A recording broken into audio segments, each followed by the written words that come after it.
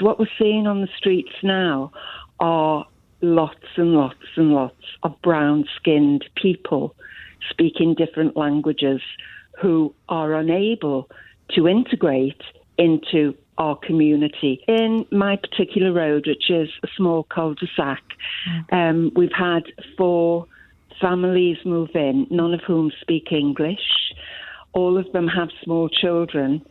So that will mean those children will need to go to school who come from families who don't speak English. And it would appear that the government aren't mitigating this in any way. To be honest, from talking to people and seeing the reactions of people, I get the bus, it's the colour of the skin more than anything. So do you have a problem with that? No. And do you know what? I feel a bit fearful because we've got the corner shop turned into a halal meat shop. I went into Asda on Saturday. What was it before it was a halal meat shop? It was a normal corner shop. A normal corner shop. And what happened to it that it closed? No, it just got turned into a halal meat shop. Well, you mean it got new owners, did it? Yeah.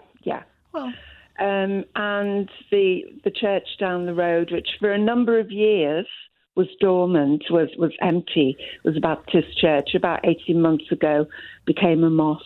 I went into Asda on Saturday, and the first, 10, 12 people I saw were all speaking non-English. Mm-hmm. There's a fear of being overwhelmed, I think. And is it changing too quickly and suddenly for you? Is that your feeling? There's no effort, it appears, to integrate these people. If you've got a street full of people all talking in their own, not a street full, four separate families with children playing in the street, all talking in their own language. Yeah. That becomes a problem if you don't start understanding each other. Yeah. And I think it's a deliberate government policy to move legal migrants, legal asylum seekers, and this is an argument I do have with people. They're not illegals at all. Unfortunately, some people read the Daily Mail. They're not illegals. These are people here legally. It's a fear of being overwhelmed, I think, because I'm out and about and I see how many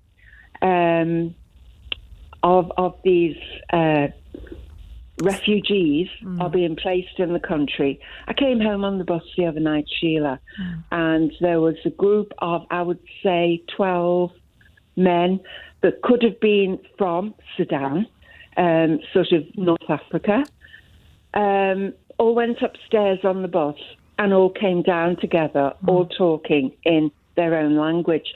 And I don't know, I found that a bit scary, to be honest. And just a final question to you. If the local authority and, say, community charity or something were to enable introductions, would that calm your nerves about it a bit? I think there should be a concerted effort. First of all, I think the government should stop this policy of putting vast numbers in one particular poorer area because it can fuel this fear. The government's just got to stop this.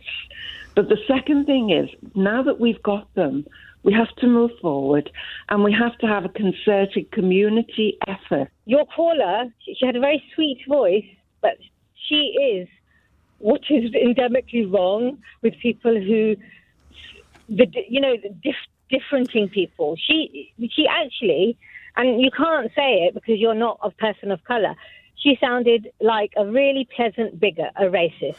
My grandfather fought in World War II, and he laid down his life. He would have died for this country. And how much more British do you want? This argument that you've got to assimilate. Well, when the British went to India, did their crinoline-wearing women start wearing saris? Yeah, no, they didn't. I think, I hate the word assimilate. I think cohesion is a much better word because that is about two people making an effort. No, but I tell you what being British is. British to me is democracy. It's the rule of law. It's equality. It's not inclusion. It's pluralism, where everybody is equal, where you can look how you want and speak what language. And we celebrate languages. We celebrate colour. We celebrate religion. And the head of the Church of England seems to understand that more than others. And I speak as a Muslim. Don't you think it's important that people learn English if they live in the UK? Yeah, yes, but how does she know? What? It's just my mind boggles. My mind boggles. How does she know their backstory? No, how she does doesn't. she know their? Which is why I asked her if she'd spoken to them and found out, and she hadn't. What is the problem with the halal? What's wrong with halal? Yeah, which is why I asked about what happened to the corner shop. She is a racist. She's a very pleasant, sweet racist. My daughter was in the Territorial Army. I am a teacher and now a schools inspector. I do everything that I can to help British society. 10% of my income goes to charity. 10%. 10% goes to charity. I do everything I can. My neighbours are from every walk of life, white, English, black, Chinese, whatever. And you go and ask them, do you know who Sophie is and what kind of person is she? I will be the first one. But I am still brown, and I still wear hijab, and my grandfather still had an accent. So what do we do? What do we do, Sophie? We educate people like her. We educate people like her, and we open society up, and we stop living in this little echo chamber that we live in. You know, Brexit, we've excluded ourselves from the world. It's bad enough as it is, and we're becoming more and more polarized. And the uneducated are becoming more uneducated. But then on the other side, you have people who are really pushing for education and openness. I understand that. But this is why I was saying at the very beginning, before we'd even spoken to our first caller, that we are having the wrong conversation about immigration in this country, I think. And Suella Braverman wants us to have the wrong conversation about it. I mean, we have to stand up for asylum seekers, of course we do. So in that sense, it's the right conversation. But the wider conversation is about streets such as that woman described, isn't it? Where we have to get stuck in somehow, either through local authority work, through educational work, through community work, and get people knowing each other and educated out of this fear and racism towards one another. Who in 2023 uses the word mongrel? She about herself. Herself, yeah, but I wouldn't use it about myself. No, I wouldn't. That is a reflection of her thinking. She is not educated. Listen, the problems that we have in 2023, the reason why we're needing refugees and immigration and asylum seekers is historically because of what British colonialism has done. It is the impact of British foreign policy, American foreign policy. I am no extremist. I am the best of British, and I'm so proud of being British. But my eyes are open. In what sense your eyes are open? Politically. Like I have an absolute firm grasp on history, on politics, on Boris Johnson, or what the Conservatives stand for, on the history of colonialism and the British Empire. Why we have, of what's happened to Afghanistan, what's happening in Yemen.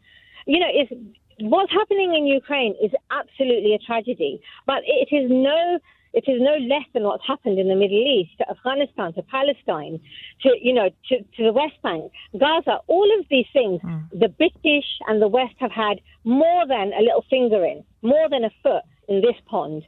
They have so much to answer for. And then when you get people from these countries needing shelter, the brown-skinned halal shops, and they don't and they don't speak English. My mind boggles.